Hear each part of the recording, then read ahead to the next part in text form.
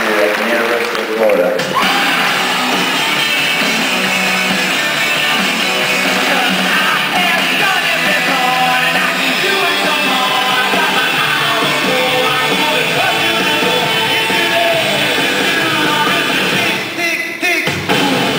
But I promise you one thing, a lot of good will come out of this. You will never see any player in the entire country play as hard as I will play the rest of the season. You'll never see a team play harder than we will the rest of the season. God bless.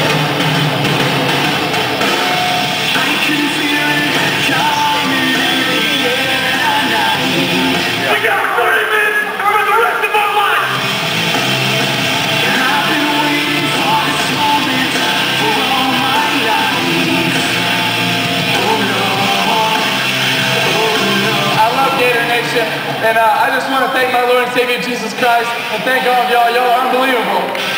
For God so loved the world, that he gave his only begotten Son, that I am not ashamed of the gospel of Christ, for that we can do all things through Christ, which strengtheneth me.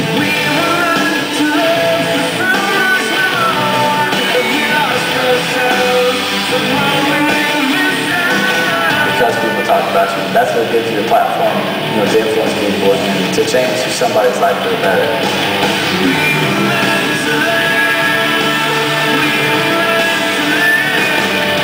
And everything you do wholeheartedly unto the Lord.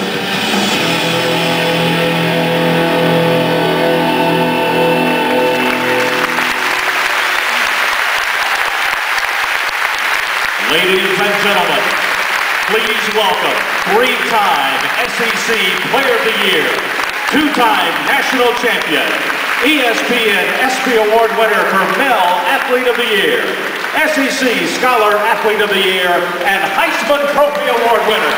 Welcome to Allen Arena and Lipscomb University, Mr. Tebow!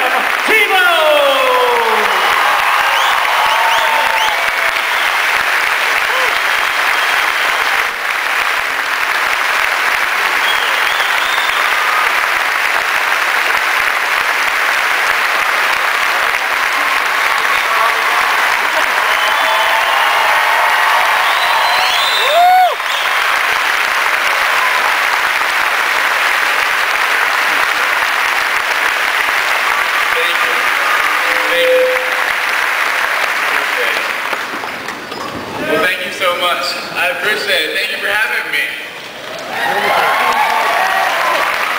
Well, wow, I don't even know where to start after that introduction. I don't even feel worthy of that introduction. That was really kind. Lipscomb, thank you so much for having me. This is it's a treat for me. It truly is a privilege and an honor to be here. You know, when Brian called to tell me about this, and he said, would you like to come speak at Lipscomb University in Nashville? And I was thinking, Tennessee. I would love to come to Tennessee. We've never really had problems with Tennessee.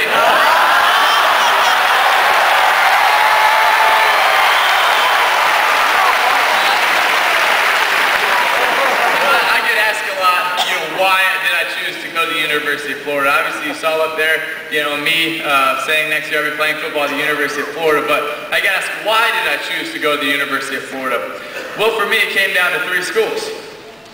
Well, there are three visits. They weren't my three finals, but they're kind of my last three visits. Were actually one, Tennessee, and then it was Alabama, then it was Florida.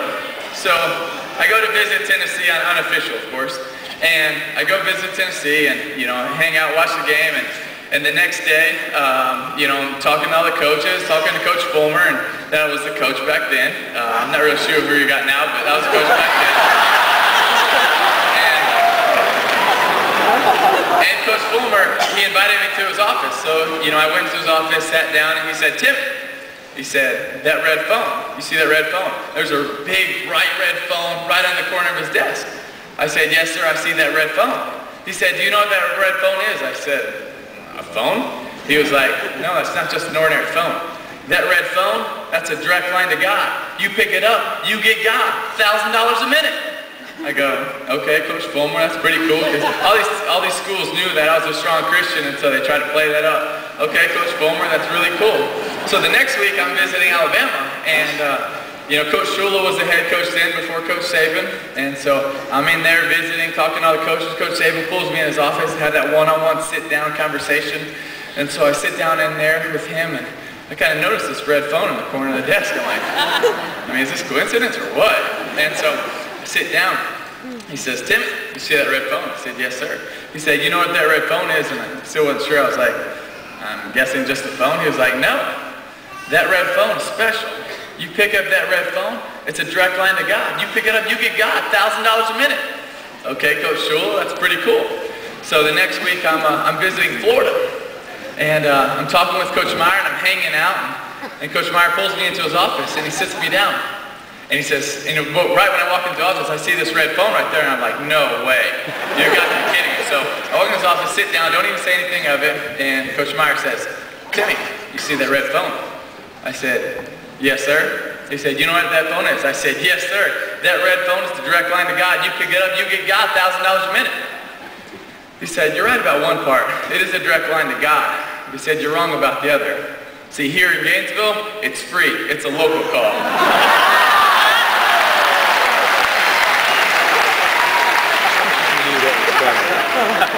It is truly an honor for me to be here with you tonight. Last year, I had the opportunity of attending the ESPYs for my second year in a row. I had the privilege of receiving a few awards at the last few ESPYs, and they were very exciting. But the most exciting part about the last year's ESPYs was I got to hear a coach named Don Meyer, give a speech after he received the award for perseverance, the Jimmy V Award for perseverance. And this man, Don Meyer, who I'd never really heard about, he spoke with a lot of passion, he spoke with a lot of enthusiasm, and it really intrigued me. He said, "In my program, I like to use the F word." I was like, "Oh, wow, okay." And he was like, "In my program, I like to use the F word, and I like to use it a lot." He said, "I love the F word. Faith, family, friends." So I was like, wow, this guy is really intriguing. It was really cool. And then he kept going on and speaking. He spoke about don't make excuses, don't complain. I thought, wow, that's pretty cool. I actually have one of my friends is about to get married, and I was going over this speech the other night, and he was visiting, and he was like, because Coach Wooden gave him the card that says, "Don't make excuses, don't complain." And so I was looking at that and kind of typing out my speech and going through it for what I was going to say tonight. And he was like, "You know what? That'd be awesome." He's engaged, he's about to get married, and I was like, "You know what, Angel? That would be an awesome thing to give to your future wife, because you really need that." And he was like, "More so than that, I really needed to tell her, no excuses, don't complain, and just hand me the remote."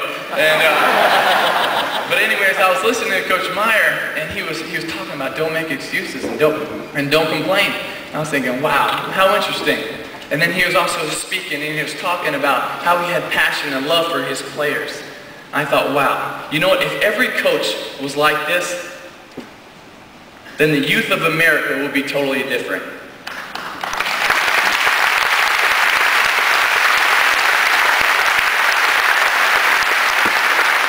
He spoke about how he wanted to be remembered.